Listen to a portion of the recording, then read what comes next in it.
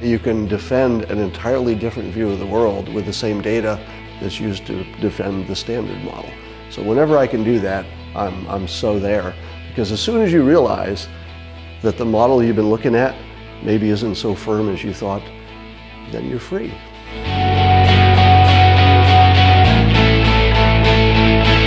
Scott Adams is a man of many talents. Best-selling author behind books such as God's Debris and How to Fail at Almost Everything and Still Win Big. Serial entrepreneur currently working on a time management system called Calendar Tree. And of course, creator of one of the most successful comic strips of all time, Dilbert. But recently, Adams has been making waves at his blog, where he's writing about the persuasion tactics of current GOP presidential frontrunner Donald Trump, who Adams calls a master wizard. We sat down with Adams in his home office to talk about his Trump obsession, his political beliefs, his philosophy of failing towards success, and naturally, Dilbert. Scott, thank you very much for talking to us. Thanks for having me. I want to start with something a little bit newsy, which is Donald Trump. You've been writing about him at your blog, the Scott Adams blog, and you say that it's resulted in a 5-fold increase in your traffic. What's your fascination with Donald Trump, and maybe more importantly, what's the public's fascination with Donald Trump? Well, he's a fascinating character, but my special fascination is his ability to persuade, his ability to influence. I have a background in hypnosis. I'm a trained hypnotist. I learned it years ago. And I see in Trump a level of persuasion technique that is probably invisible to the public. So I like writing about it, so they know. I was trying to think which Dilbert character Trump is most like. I was thinking Catbert, but then I was like, no, it's probably Loud Howard, right? Oh, I hadn't thought about Loud Howard, but I think I would go with Dogbert, because Dogbert in the strip, he makes billions of dollars on a regular basis and he never gives it back. So there were internet rumors for a while that you were libertarian, or there was speculation about that, and you even wrote an essay in response appropriately titled, Am I a Libertarian? And it quelled some of those rumors. But where do you position yourself politically? I try as hard as I can not to fit in any of the labels, not to self-label, and to resist anybody else's label, because I feel it affects credibility. So not only does it affect how someone else sees my opinion, because if they say, oh, he's one of them, they immediately turn off, but it would affect me internally. As soon as I join a group, as soon as I say, yeah, I'm with these people, suddenly all those things that I thought were crazy, I start convincing myself, well, I don't want to be a part of the crazy group, so maybe that crazy stuff makes sense after all. So I want to avoid all that. If you don't want to put a label on it, are there principles that you think are best applied to the political realm, or the way that governments or officials within government should operate? Yeah, I hate to sound like a Trump supporter here, but my preferred political process would be something like business. Now, what does business do all the time? They test things small that make sense. At least that thing they're testing should work. You know, it sounds good on paper, but they don't know, so they test it small. We could do that with states. All right, the states can test just about anything, and then the federal government can say, hey, look at the results. If it's not enough, test it somewhere else. So I'd like to see a world where things are tested. As soon as you leave that world, it's just blah blah. I can't find any way to agree with anything that isn't come up with an idea, test it, and measure it. If you're not doing that, you're not doing anything I care about. I would love to see a candidate who just says, I don't even have an opinion. I'm going to go with the majority on social issues, just because that keeps things, calm. And if it's economics or world stuff, and I can test it, I will.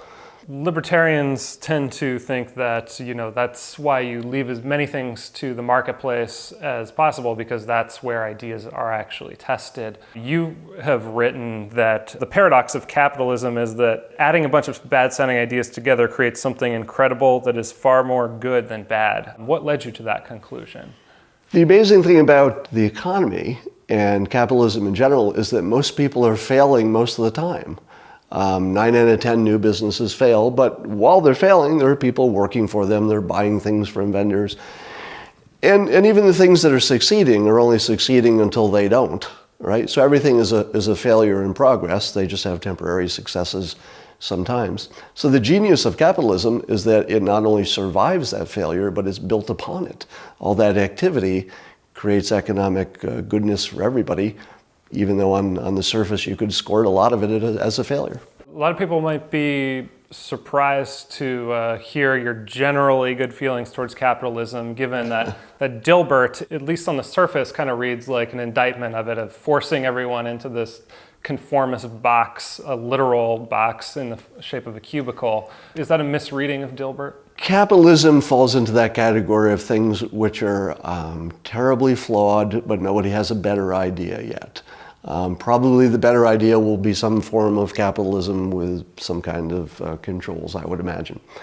So when I talk about Dilbert and his life, that's really on the individual level. If you're an individual within capitalism, you could have a terrible life, but you could also have a wonderful life if you're lucky and you're born in the right places and you do the right stuff.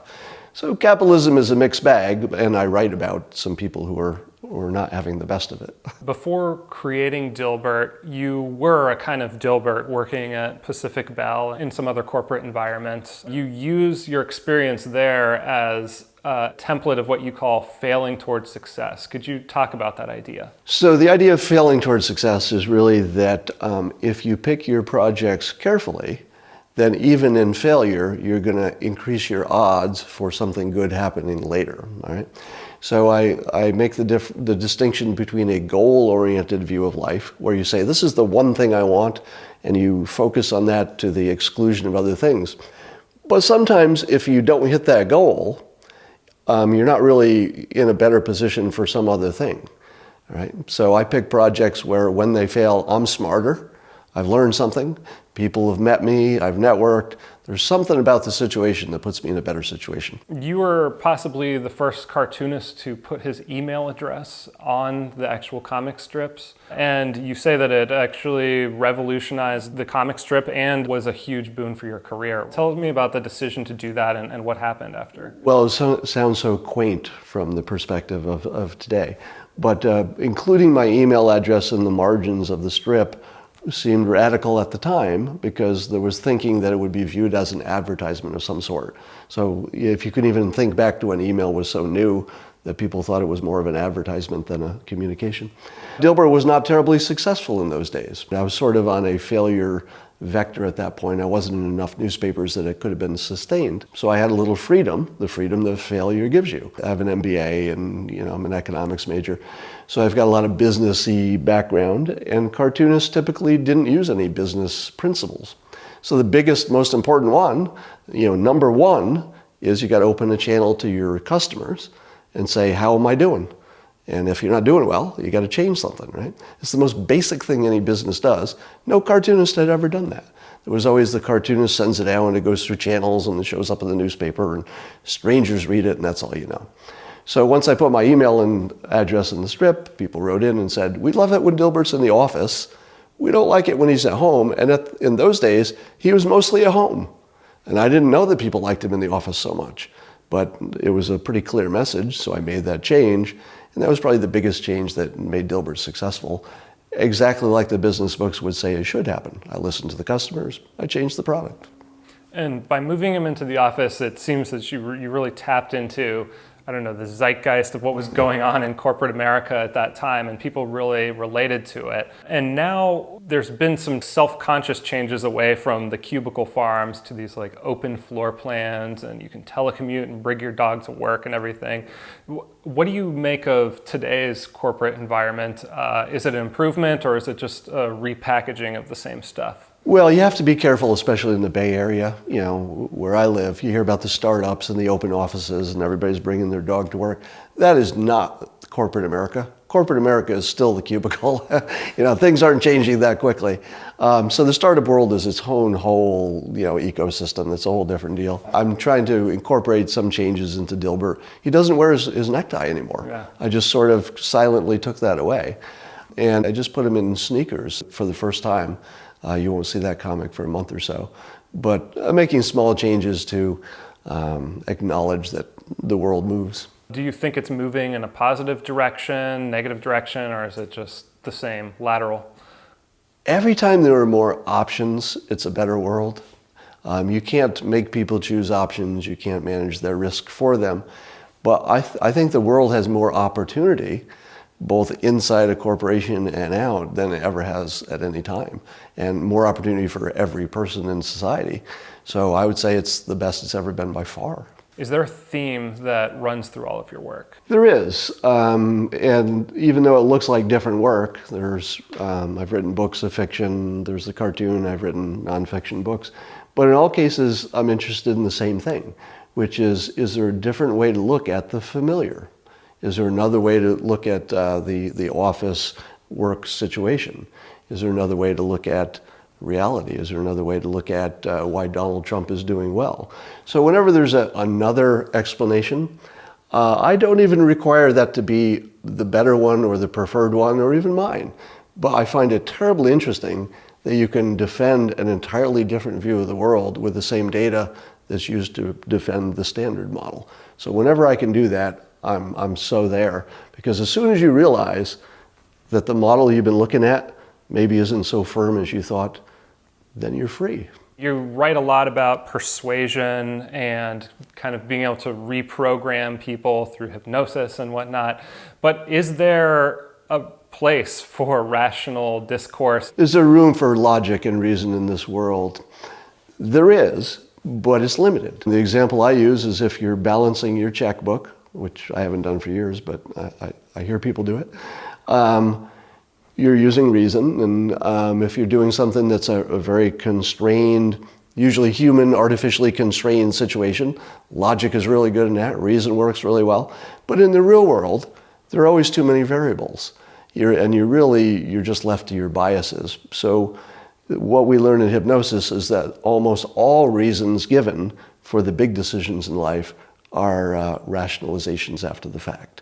The little stuff like, why did you pick this product over this one? Might have been price, it might have been reasonable. But the big stuff, where do you live, who'd you marry, what decisions do you make, all irrational. So you just embrace the irrationality? I do more than that, because the irrationality is useful, all right? Once you learn that it is what it is and how to use it and the tools for living in that world, it's completely transparent. If there's so many competing ideas and they can all be defended about equally, how do you decide which ones to go with? I don't believe in a preferred view of the world. In other words, I don't believe there's a preferred reality. I'm kind of, cheating. I'm borrowing a sort of an Einstein thought about physics and applying it to our perceptions. But I think anything that doesn't kill you works. In other words, my neighbor can believe that President Obama is a Kenyan Muslim who's destroying the presidency from the inside before he gives Iran the bomb to kill us all. And I could believe that none of that's happening. But we both go to the grocery store and we're standing next to each other and we're buying melons and nobody dies. Right? So there are a lot of competing ideas that just seem to work. They fit the data well enough that you don't die and then they survive.